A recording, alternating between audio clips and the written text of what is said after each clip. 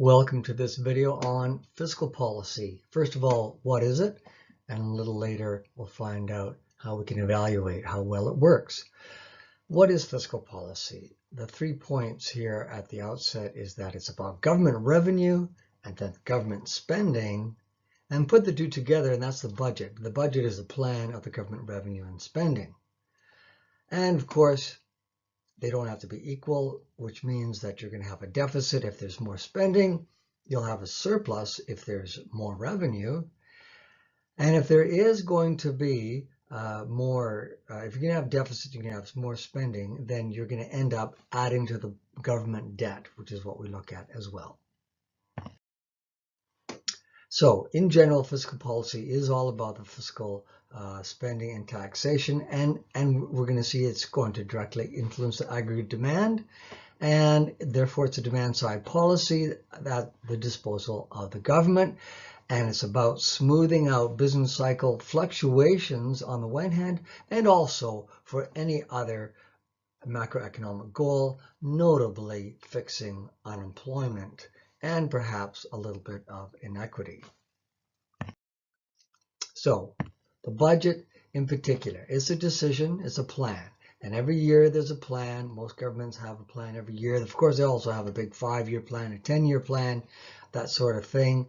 And in a lot of countries, the Minister of Finance is involved in arranging that through the government and deciding how much they're going to spend. Is there areas where there can be new spending or less spending, new revenue or less taxes, whatever they prefer. And of course, we realize that if the government spending is less than the taxation revenue and other types of revenues, of course, there are for the government if they own businesses themselves, and that'll contribute to the revenue. If there's going to be more revenue coming in, they have a budget surplus, and if there's going to be more spending, then there'll be a budget deficit. And so these are the basic money flows we've seen already happening in the circular flow of the economy. So if we consider that concept of the circular flow and what we know about aggregate demand, the G in aggregate demand is the government spending, but the T is also the taxation that will reduce consumption. So that's an important thing to keep in mind. Now, if we have expansionary fiscal policy, then we're talking about increasing aggregate demand as it would seem to be, and that means that requires a budget deficit. And if we want contractionary fiscal policy, where the decrease in government spending and or an increase in taxation, hence there's going to be a decrease in aggregate demand, and that will be resulting in a budget surplus. And as you can imagine, however aggregate demand goes, that's how it's going to affect GDP. Now, when we get to evaluating fiscal policy, there's a few things. It looks pretty complicated, but really it's about how the plan is going to impact government budget and therefore impact aggregate demand that we just looked at. And indeed, how does expansionary fiscal policy work? How does contractionary fiscal policy work? And then what is the impact of unemployment? And indeed, when we look at the issues of equity, how can we use our progressive tax system to bring about equity? But what impact will that have on aggregate demand? What impact will unemployment and other welfare benefits have on aggregate demand? And finally, how does fiscal policy overall, how can that be used to promote long-term economic growth? Really, what's the impact on growth by any type of expansionary or contractionary fiscal policy? And then point 6 here, evaluating the effectiveness of fiscal policy on other aspects of the economy. So in general, we want to look at how fiscal policy, contractionary or expansionary, is going to impact the circular flow of the economy, and therefore really smooth out those amplitudes we see in the business cycle.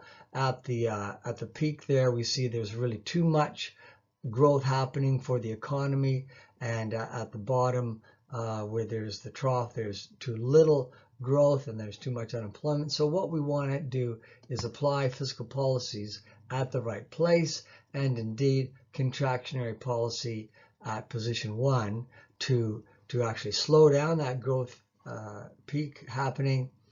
And notice that you apply it before it gets to the peak, because it usually takes about a year after the decision is made, depending upon how the taxes, let's say greater taxes are implemented. That's going to, you have to allow time for the tax policies to come into place, sometimes 2 years, in fact, before you really see it slow down the economy.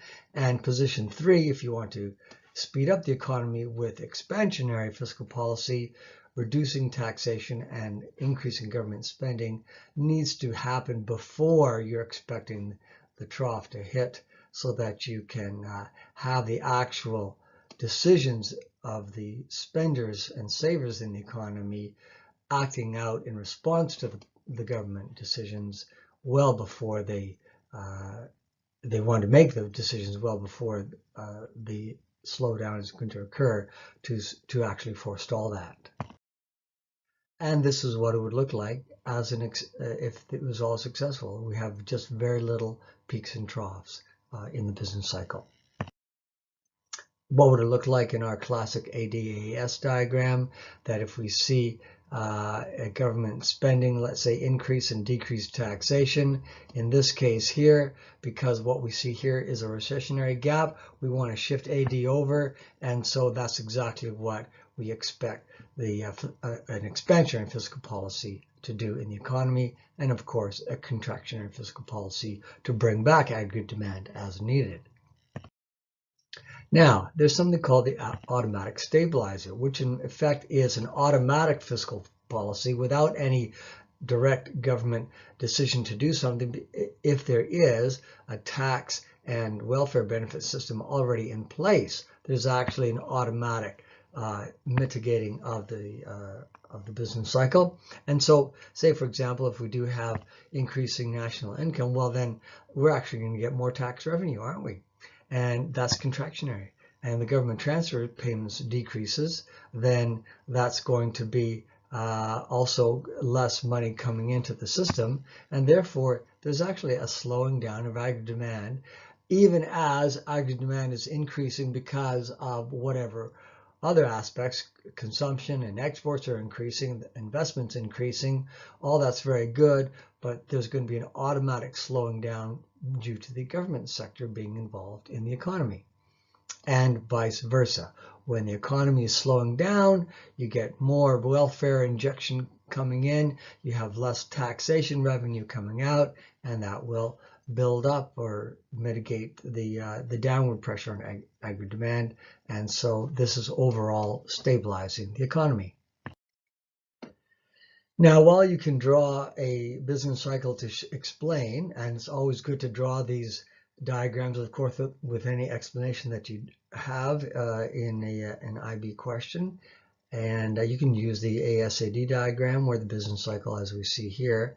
And if you want to explain how using fiscal policy can actually worsen the situation, you can use this diagram here. So supposing we're at position 2 in the peak of the business cycle, and everybody in the economy, ministers and economic advisors, are saying, oh my gosh, there's way too much growth, we have way too much inflation, we need contractionary policy. What do? Well, let's start doing contractionary policy, raising taxes and less government spending. So they might be thinking about that at phase 2. Maybe they make the decision at phase 3, and then what they have is a few months pass by, and by the time another year passes, there's an automatic contraction already because of, let's say, the negative impact of inflation occurring in the economy and overuse of resources and all that sort of thing. And what we have is a slowdown already happening at phase 4, and then what was the contractionary policy of more taxes and less spending taking place is making the situation worse in phase 5. And therefore, that's exactly what you don't want to do in terms of fiscal policy. And then when you don't want to, in phase 5, start making a decision to apply expansionary fiscal policy, which won't take place until you're actually already out of the recession and on to growth, and that will be too much of a delay. So that's the idea of making sure that a lag of the actual implementation of fiscal policy, you have to be careful about, that you have to do any kind of fiscal policy well before the peak or trough of what you're trying to mitigate. Now, how about the government debt and budgeting? If we have a expansionary fiscal policy, okay, you're borrowing money, you've got to pay it back, and the more you have to pay back, it adds up to the national debt, and the greater the national debt, you have to pay money, you have to pay the interest on wherever you borrowed it from, even if it's from banks in your own country. You're servicing that debt by paying the interest payments. And that can end up to be a huge amount of money if the government is tens of billions or even more than that in debt, as some countries are, and they have to keep paying the interest on those loans. And that is the opportunity cost of not using that government revenue for other purposes. Now, another issue you have to be concerned about is something called crowding out. And that happens when, let's say, there is an increase in government spending, a fiscal expansionary situation. And what happens is that you're actually crowding out the ability of investment to build up the economy. And aggregate demand doesn't increase as much as you'd hope it would, because here's what's happening. As the government is borrowing money, then that will increase the demand for money in the money markets. Well, that means the interest rates will rise, and if you know about your money market diagram, then that is going to obviously slow down the amount of investment, because the interest rates get higher. And here's what it looks like in the money markets. Let's say you have an increase in aggregate demand because the government has invested $20 billion extra. Well, that's going to raise the borrowing costs of money because there's increased demand of money. Higher interest rates, therefore, decreases investment and consumption, and back goes the aggregate demand a little bit. So that's what's called crowding out.